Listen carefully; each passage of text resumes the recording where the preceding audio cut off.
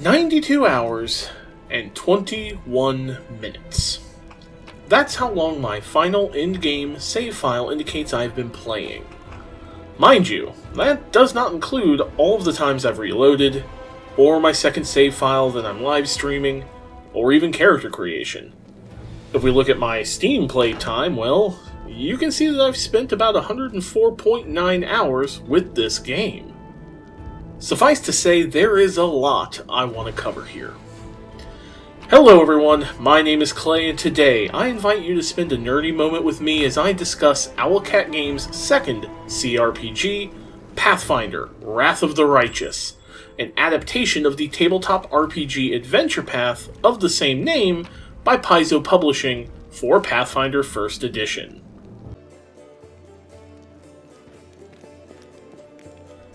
The story of this game can be summed up as follows. You are a literal, unknown adventurer who is carted into the town of Kenabris after being wounded by demons outside of the city. You are healed by the town's guardian, and then left to experience a nice little festival. That quickly goes to shit as Discari, the demon lord of locusts, attacks the city. From there, you fall into a hole, climb your way out, and begin helping the city recover before becoming the leader of the 5th crusade of the Worldwound. And that's all I can really say without spoilers. However, I can say that the narrative is what drove me through the game. The twists, the turns, the side quests, the main story, the mythic path story, and all of the companion quests are incredibly well written and drove me to see what would come next. In fact, I specifically want to mention the companions. I played Owlcat's first game, Kingmaker, and I didn't like any of the companions in that game outside of Lindsay the Bard. I found them all poorly written and unenjoyable, which is why when I did play it, I used the mercenary system. However, I love every companion in Wrath. I found each one to be enjoyable, and I wanted to help them achieve their goals and find out more about them. And the ending? It felt honestly good. I felt like my choices, my decisions, and the things that I did were reflected well. And it hinted at things that I had missed as well, which encourages multiple playthroughs. As a note, much of the plot is based on the Wrath of the Righteous adventure path, meaning that Owlcat had a framework within to work with. Their own additions, such as the mythic path stories, which are all unique to each path, as well as the companions and dialogue and so on, are really fantastic. If you're familiar with the adventure path, there still should be surprises here, is what I'm really trying to say.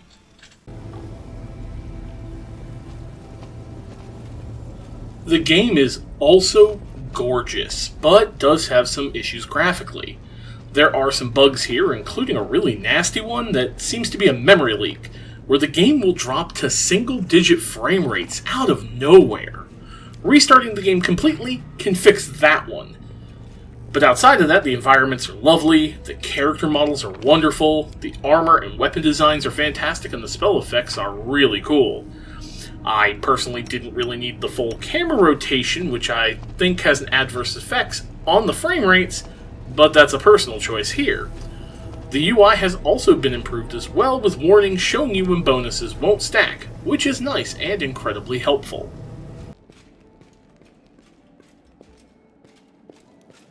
The music is also solid, but at times forgettable.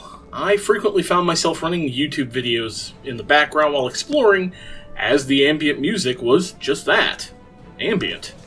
However, I loved the voice acting. I want more of the voice acting. Sadly, only major story moments seem to be voiced outside of combat, and the combat shouts can get tiresome pretty quickly. There are options to lower how frequent the combat tells are, and only some of the dialogue in rest moments is voiced. I'm not sure why. It seems like an odd choice to only have certain conversations during the camp sequences be voiced and others not. Sound effects are also very well done, especially the spells. I love hearing the lightning cracks from Chain Lightning, for instance. It feels really good and really meaty.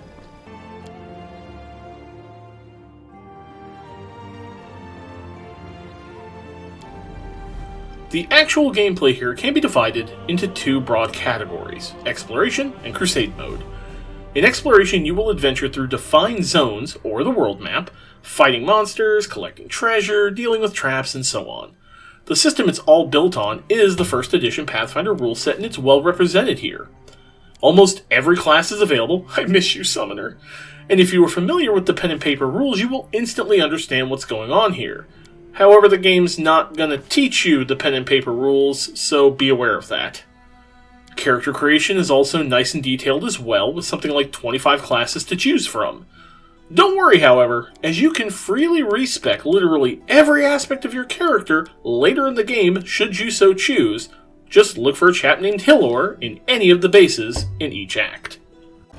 Movement is simple. You click to move either right or left, click on things to attack them, and click to interact with things. You can press tab to highlight interactable objects, and you can also now rotate the camera. And you will need the camera rotation for a gimmick in Act 4, which I really dislike and I will discuss in depth later. Also, your skills will play into exploration with things like athletics, acrobatics, and so on, giving you new options to traverse areas as well as open up hidden areas. Now, combat can be played out in either the classic real-time with pause, or with turn-based mode, and you can freely switch at any time, even mid-fight. I will frequently start out in turn-based, and if I run into a fight where I don't feel the need to be strategic and plan out my moves, I'll hit the button, default is T, to switch and just let everyone beat the snot out of each other in real time. If I encounter a boss in real-time mode, I'll simply hit the button again and it will smoothly go into turn-based mode. It's freaking great. I love this and wish more CRPGs did it this way. There is also a ton of customization in the area of difficulty. You can make combat as easy or as hard as you really want, with sliders and options for just about everything. I played on normal for about the first 40 hours and then just dropped it to casual to make things go a bit faster. Overall, if you're familiar with games like Divinity Original Sin, Baldur's Gate 1, Fallout 1 and 2, and so on, you should feel right at home here, mechanically. Now, let's talk about Crusade mode, the other thing you will have to manage in this game. I hate it. I think it's a poorly balanced, needless addition to an otherwise fantastic game. I get its purpose, to make you feel like a general at the head of armies, but it's just not fun. In Crusade mode, you will move armies around on the world map in an effort to defeat demonic hordes and take out demon fortresses. You will also need to manage your kingdom via decrees and upgrade each town, as well as recruit more troops for your armies. Combat takes place on a grid, and plays very much like the old Heroes of Might and Magic games. However, currently at least, that combat is unbalanced, with enemy generals who are spellcasters being able to completely decimate your armies early on at times. Also, the speed at which you can generate resources, combined with the kingdom management requirements, just makes the entire system feel tedious and a waste of time. Now, there is an auto-crusade option you can turn on. Once you've turned it on, however, you can't turn it back off, and the only way to undo it is to go back to a save you have that doesn't have it turned on. And Auto-Crusade removes the entire management and Crusade mode minigames, which I consider a good thing. However, by enabling it, you will lose out on quite a bit. There are events that you won't see, and side quests that you will miss out on, for instance, because they're tied to the decrees and things you can do in Crusade mode. You miss out on loot and artifacts that you can get in the battles. And, from what I've been told, because of how Crusade mode works, you can actually mess up mythic paths. See, Auto-Crusade mode does everything on a timer, slowly unlocking areas and decrees, and buildings, and it decides when to do certain decrees and buildings, and some of the mythic paths, notably the Lich and Demon, require certain decrees and buildings to have been created to advance their personal stories. But in Auto-Crusade mode, it doesn't prioritize these things, apparently. Meaning, you could advance your main quest far enough to completely miss them. Now, Owlcat does say that this is not possible, and I've personally not tested it, but numerous players report otherwise, so just bear that in mind. And if I'm being honest, I dislike being punished for choosing not to engage with something that should be an optional minigame in my eyes. This is, of course, my personal opinion. So, To avoid missing out on stuff, I simply decided to go with a different route to deal with Crusade mode, and I'll discuss that a little bit later. Now, I would be lying if I said this game was, at the time of recording this review, fully bug-free. I purchased the game on release day, which was September 2nd, and yes, I bought my copy, and I found minor bugs right from the get-go. Nothing that would completely stall my progress, mind you, but bugs nonetheless. Stuff like weird UI bugs where my cursor showed the incorrect number of attacks or strange visual glitches. Most of these have been fixed, but bugs still exist. For example, as far as I can tell, the enemy type wights, an undead creature, are for some reason completely immune to damage, but only when turn-based mode is active. If you turn off turn-based mode, they will go down just like anything else. It's real strange. There are side quests that have bug choices that cause the game to freeze. I ran into this in Act 4 and ended up having to reload a whole bunch till I figured it out. Then there are other bugs that have been reported and are still being fixed. And I want to be clear that Owlcat is patching this game almost weekly right now. However, in fixing some bugs, Owlcat occasionally breaks other things. The most notable was the 1.0.3c patch on September 15th, which completely broke Act 4 by making an NPC seemingly vanish. And this was a major bug because said NPC is required for the main story quest. And of course that patch came out 2 hours before I got to that point in the story. You can imagine my frustration. They did fix that bug the very next day, thankfully, and I was able to continue and, as you see, finish the game. Additionally, there are bugs with spells and abilities, most of them very high-level stuff. Some that seemingly don't function at all, like several of my high-level Azada powers. Some that don't seem to work as intended, like True Sight. And so on, and so on. And I've bug reported all of these issues for the record. I wanted to mention all this, specifically because if you're not someone who can handle the occasional bug, you may want to wait for the game to get fully patched before you even look into it. And finally, let's talk about what I consider one of the most pointless and annoying design choices in the game.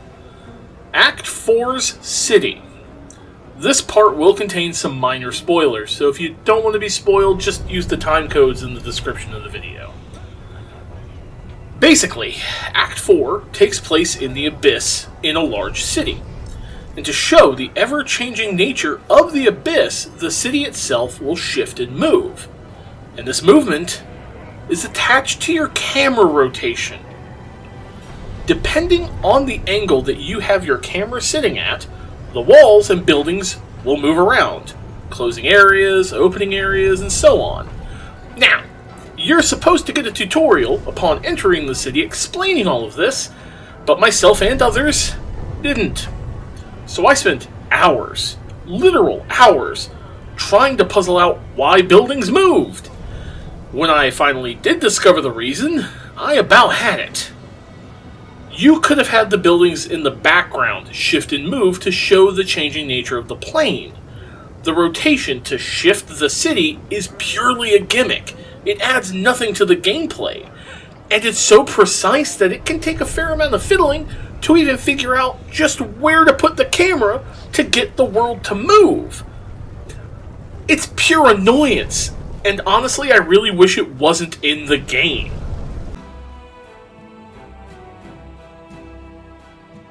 And lastly, I want to bring up mods and modding. Yes, this game is moddable, and people already have mods out for it. In fact, I myself installed 2 specific mods at around the 50-hour mark. I did this because of a few bugs and Crusade mode. For the record, I played Crusade mode all the way through Act 2 and partially into Act 3 before getting so fed up with it that I went looking for ways around it. I found Combat Relief, which I will link in the description box below. This simple mod allows you to, well, automatically win all Crusade mode fights, no matter what. It's great, and if you're like me and can't stand Crusade mode, I heartily recommend it. The second mod is called Toy Box, also linked in the description box. This allows you to manipulate all sorts of things. You can give yourself as much money or kingdom resources as you want. You can restart or skip entire stages of quests. You can teleport around. You can give yourself manual control over summons. All sorts of things. In my case, I wanted the kingdom resource function. I didn't want to sit there and grind out resources just to upgrade towns because, again, I felt that was needlessly tedious. However, I ended up actually using the quest function a few times to fix bugged companion quests, and I also tried out a few of the other functions like controllable summons as I played a monster tactician inquisitor, which means I had a ton of summons. However, the controllable summons apparently caused other issues, so I ended up turning it off.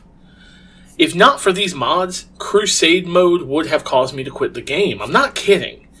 I play CRPGs for a story, and for questing, and for adventure, not for tedious kingdom management.